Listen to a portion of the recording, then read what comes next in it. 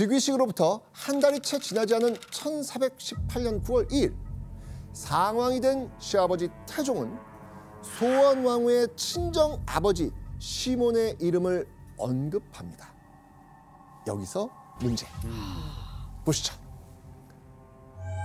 이때 태종은 시몬에 대해 뭐라고 말했을까요? 정답. 네. 선월은 제가 누군지 아시죠? 잊지 말라는 거죠, 경고. 신나지 말라는 거예요. 제가 누군지 아시죠? 아니에요. 오답. 아니에요. 정답. 좋은 거 같은데. 아니, 왕비를 낳은 사람이잖아요. 그렇기 때문에 태종이 시몬에게 좋은 자리를 드리겠습니다. 접근 좋아요. 구체적으로 말씀하셔야 돼요. 되게 가까이 왔어요. 그쵸? 네. 그러면 오케이, 영의정 자리를 주겠어. 정답. 제일 높은 거잖아. 네, 제일 높은 거잖아요. 자의정, 우의정, 영의정. 와. 도현 씨, 맴맴. 시아버지 태종은 이렇게 말했습니다. 시몬은 국왕의 장인이니 그 존귀함이 비할 데 없다. 마땅히 영의정이 되어야 할 것이다. 그렇게 시몬은 딸 소원왕후의 변화된 신분에 따라 정일품 영의정으로 승진했습니다. 그리고 5일 후 시몬은 국가 중대사까지 맡게 됩니다. 중대사? 바로 명나라 황제에게 사위인 세종의 직위를 승인받는 거였죠. 영의정 시몬이 고명사한사를 맡아 명나라로 떠나게 된 겁니다. 이때 시몬의 위상이 어느 정도였는지 기록이 있거든요. 그 기록 한번 확인해 볼까요? 시몬은 임금의 장인으로 나이 50이 못 되어 수상의 지위에 오르게 되니 영광과 세도가 혁혁하여 이날 전속 나온 사람으로 장안이 거의 비게 되었다. 시몬이 명나라로 떠나던 날 환송 인파로 도성안이 텅 빌 정도였다는 거예요. 엄청난 거예요, 지금요. 왕비가 된 소원왕후 덕분에 아버지 시몬과 그 일가의 지위도 이렇게 우뚝 올라선 겁니다. 그리고 특히 조선시대 여인이 집안을 빛내기가 참 쉽지 않았는데 그런데 왕비가 된 자신 덕에 이제 아버지가 이제 승진을 하고 집안이 이렇게 영광을 누리게 되니까 정말 뿌듯하지 않았을까. 정말 감사하고 자랑스럽지 않았을까. 네. 게다가 아버지 시몬이 명나라로 떠난 지 약 열흘 후 이 소원왕후는요 3남 안평대군을 또 무사히 출산을 하죠. 이때까지만 해도 모든 게 순조로웠고요. 소원왕후의 앞날은 정말 탄탄대로일 것만 같았습니다. 근데 우리가 여행 갈 때 항상 이때쯤 뭔가 나오잖아. 그런데 이때 지긋지긋한 뭐가 또 나오잖아요, 항상. 네. 송두리째. 송두리가 나와요. 송두리 나와요. 송두리 나오잖아. 송두리 나와야 돼. 봐봐요. 송두리. 어떠세요? 아니 이제 역사를 흐름을 다 깨고 계시네요. 저희가 항상 맞아요. 제발. 그렇게 소원왕후가 마음 편히 몸조리에 집중하던 1418년 11월 조선 궁궐을 발칵 뒤집은 엄청난 사건이 벌어집니다. 대체 무슨 일이 벌어졌는지 한번 기록을 보시죠. 강상인에게 반드시 압슬형을 써서 신문을 하여야만 그제야 그 진상을 알 수 있을 것이다. 그러니까 압슬형은요 죄인을 무릎 꿇린 채 이 무거운 돌을 얹어서 짓누르는 고문을 말합니다. 아이고야.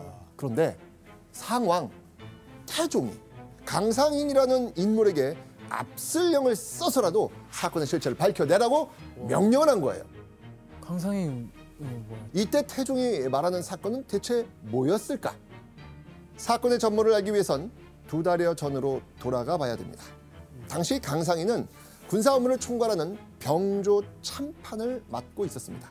그런데 병조 참판 강상인이 군권과 관련된 보고를 상왕 태종을 패스하고 세종에게만 한 거예요. 자, 이게 문제가 되는 이유가 뭘까요, 조나단? 사실 이게 또 방금 또 맴맴이어서 네. 예, 없어진 줄 알았던 조별요트가 가고 예. 조나단의 틈새 지식에서 알려드리겠습니다. 오. 틈새 지식. 사실 이제 태종은 아들 세종에게 이제 물러나면서 조건을 좀 걸었습니다. 바로 이 군권과 그리고 조정에서 조금 이제 판단하기 어려운 것들이 있잖아요. 결정하기 어려운 것들을 자신이 판단하게끔. 네. 그러니까 실질적인 왕의 권리는 본인이 물려주지 않고 꽉 쥐고 있었다는 얘기죠. 그거에 있어서 자기를 무시하고 바로 세종한테 간 이 강산인인가요? 그 사람을 엄청 이렇게 벌을 하겠다는 거예요. 오, 열받죠. 예. 나를 무시한 거니까. 그러니까. 태종은 자신을 패스한 강상인을 비롯해 병조의 관리들을 본보기 삼아 무질게 고문한 뒤 모두 유배에 보내버립니다. 그리고 2달여가 지난 1418년 11월 태종은 마무리된 줄 알았던 강상인 사건을 다시 문제 삼습니다. 누군가가 우리 주상이 병권까지 손에 쥐기를 바라는 마음에서 의도적으로 벌인 일일 수도 있어. 예?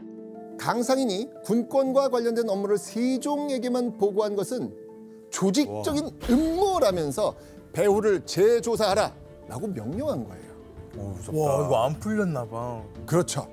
그렇게 무릎을 으스러뜨리는 4차례의 압수령 끝에 강상인의 입에서 뜻밖의 이름이 나옵니다. 안 돼. 설마.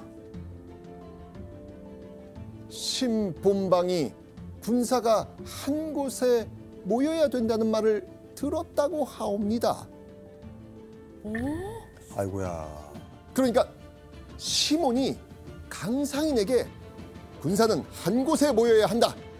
즉 지금의 왕인 세종을 중심으로 군권이 모여야 한다고 말했다는 거예요, 지금. 그러니까 세종한테 힘을 실어주려는 거죠. 그렇죠. 그런데 어찌된 영문인지 강상인의 입에서 시몬의 이름이 나온 뒤 사건이 일사천리로 정리가 됩니다.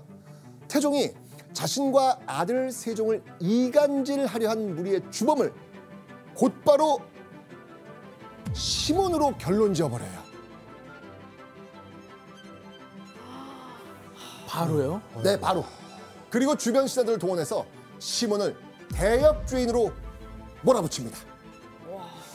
근데 원용하고 박진희 씨 네. 남편 잘 아시잖아요. 네.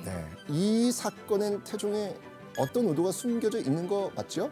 네, 그렇습니다. 사실 제 남편이 약간 이 외척에 대한 노이로제가 좀 심했어요. 8년 전에도 제 동생인 민무지를 역모로 이제 죽였고, 아유. 그리고 이제 형제의 죽음에 불만을 드러냈다는 이유로 이제 나머지 2 동생까지 이제 숙청을 한 건데, 저는 이 경우도 이제 사돈인 시몬도 마찬가지가 아니었을까. 이 시몬이 명나라로 떠나는 날 사람들이 막 이렇게 구름대처럼 모였다고 아까 하셨잖아요. 너무 웃겼어요. 그 얘기를 듣고 외척을 향한 좀 제 남편 태종의 경계심에 불을 붙인 것이 아니냐. 이런 생각이 저는 좀 들더라고요. 아니 근데 본인이 영의정으로 삼았는데. 교수님, 시몬을 영의정에 삼은 것도 그리고 사한사로 보낸 것도 태종이잖아요. 그러면 이게 처음부터 다 계획된 일이었을까요? 그렇습니다. 그러니까 태종은 세자로서 훈련 기간이 짧고 삼남으로서 직위 명분이 취약했던 세종이 노회한 정치인들과 외척에 대처할 수 있을까라고 우려했던 것 같습니다. 그러니까 세종에게 양해하자마자 외척인 시몬을 제거하기 위해서 덫을 놓았던 거지요. 그러니까 외척을 경계한 태종의 칼날이 아내 원경왕후에 이어서 이젠 며느리 소헌왕후의 집안으로까지 향하고 있었던 거예요.